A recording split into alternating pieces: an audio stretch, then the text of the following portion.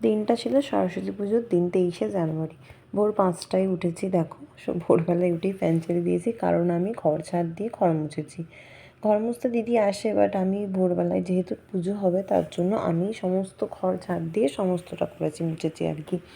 তো তারপরে এই যে এখন চলো আলপনা দেবো, নাহলে তো শুকোবে না। ফ্যানটা চালিয়েই রেখেছি, ঠান্ডার মধ্যে আলপনা দিয়ে শুকিয়ে যাবে। তো এই যে আমার প্রতিদেব ঘুম থেকে উঠে পড়েছে, বাথরুমে গেছে। বাবান ঘুমোচ্ছে, তাই লাইটটা অফ করে দিলাম। তো চলো একা একাই টুকটুক করে বাড়িতে সবাই ঘুমাচ্ছে। এরপরে দেখো সকাল 7টার সময় চলে এসেছে হচ্ছে ব্রাহ্মণ।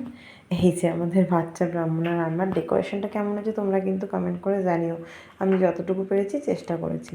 স্নান টান করে দেখো শাড়িও পরে নিয়েছি, আর যতটুকু সম্ভব হয়েছে আমার দ্বারা, কোনো প্ল্যানিং ছাড়া ততটুকুই করেছি। আসলে এটা প্ল্যান ছিল না, যার জন্য একটু অসুবিধাই হয়েছে। তো এই যে প্রসাদগুলো এখন সাজিয়ে দিয়েছি। কেমন হয়েছে তোমরা অবশ্যই কমেন্ট করে জানিও। আর এটা আমাদের বাড়ির প্রথম সরস্বতী পুজো। তো বাবানের জন্যই করেছি, যেহেতু বাবান পড়াশোনা করছে তার জন্য।